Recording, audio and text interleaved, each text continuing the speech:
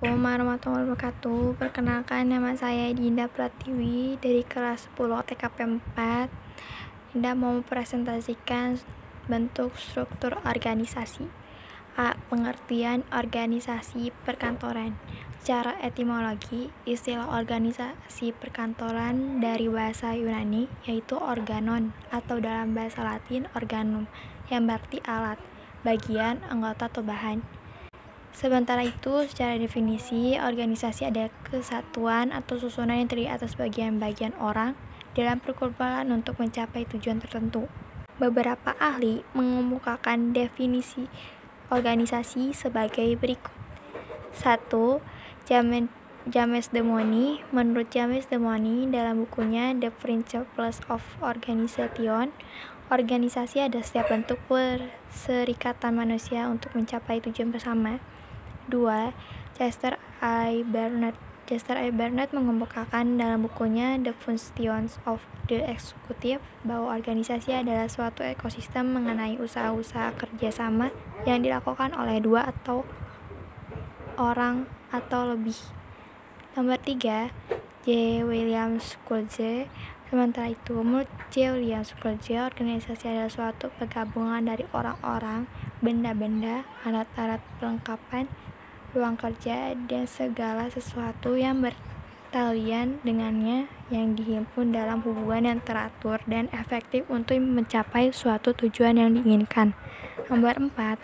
Kamus administrasi. Dalam kamus administrasi dinyatakan bahwa organisasi adalah suatu usaha kerjasama dari sekelompok orang untuk mencapai tujuan tertentu.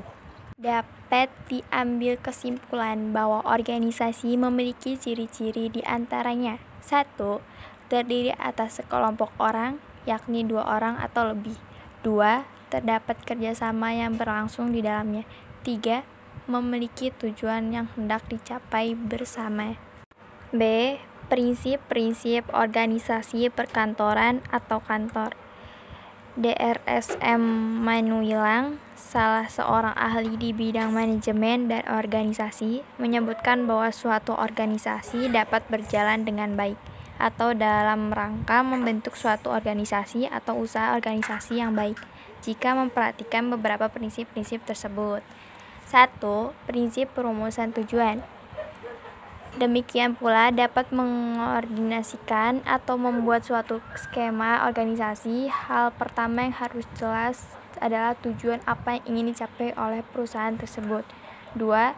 Prinsip pembagian kerja. Pembagian tugas pekerjaan pada akhirnya akan menghasilkan departemen-departemen dan deskripsi tugas atau job description dari setiap departemen sampai unit-unit terkecil dalam organisasi. 3. Prinsip pendelegasian kekuasaan atau wewenang. Wewenang atau kekuasaan mempunyai beberapa aspek, antara lain dalam hal mengambil keputusan, menggunakan peralatan, memerintah, dan pemakaian tertentu. 4. Rentang manajemen. Prinsip ini seringkali disebut dengan istilah berbeda-beda seperti span of authority, span of control, span of management, atau span of managerial responsibilities. 5. Tingkat pengawasan. Berdasarkan prinsip ini, tingkat pengawasan atau tingkat pemimpin hendaknya diusahakan sedini mungkin.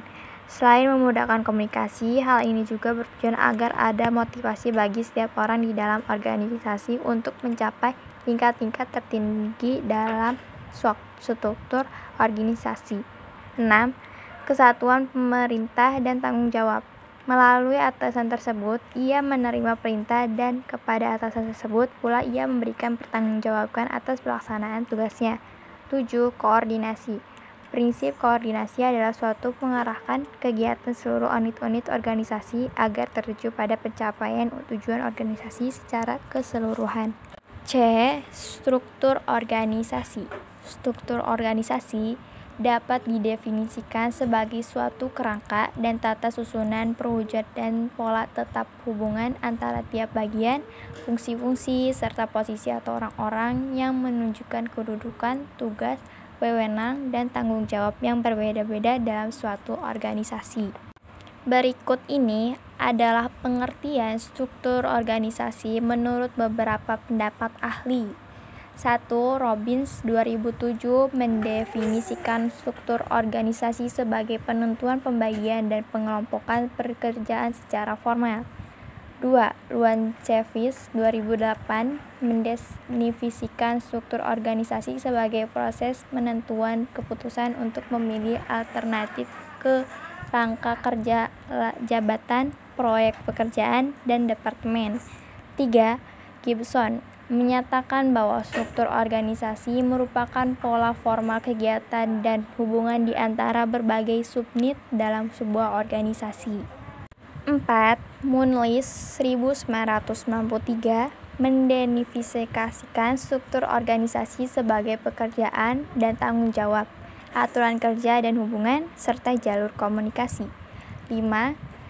Wagner 3 dan Hornbeck 1905 mendefinisikan struktur organisasi sebagai jaringan yang relatif stabil dari hubungan antara personel dan tugas dalam membentuk sebuah organisasi. Fungsi atau kegunaan struktur dalam sebuah organisasi antara lain sebagai berikut. 1. Menjelaskan kedudukan seseorang dalam struktur organisasi sehingga mudah melakukan koordinasi setiap bagian dan fungsi orang yang dipercayakan dalam suatu organisasi. 2. Menguraikan pembagian kerja sehingga memudahkan pimpinan untuk melakukan monitoring dan pengendalian.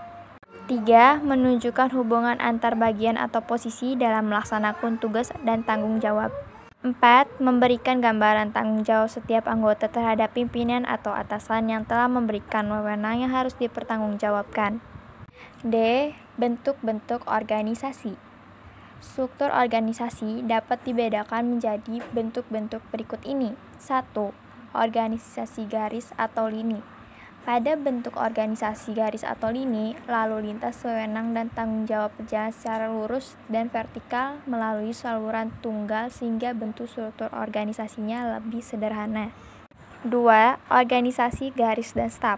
Pada bentuk ini, unit-unit organisasi disusun menurut bentuk lurus atau garis, tetapi pada unit pimpinan ditambah tenaga staf sebagai tenaga ahli perorangan atau suatu unit khusus yang bertugas memberikan bantuan-bantuan keahlian kepada pimpinan organisasi. 3. Organisasi fungsional. Pada organisasi fungsional, seseorang pimpinan tidak mempunyai bawahan yang jelas.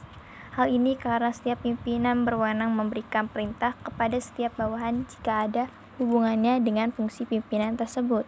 Sekian dari Dinda. Wassalamualaikum warahmatullahi wabarakatuh. Terima kasih.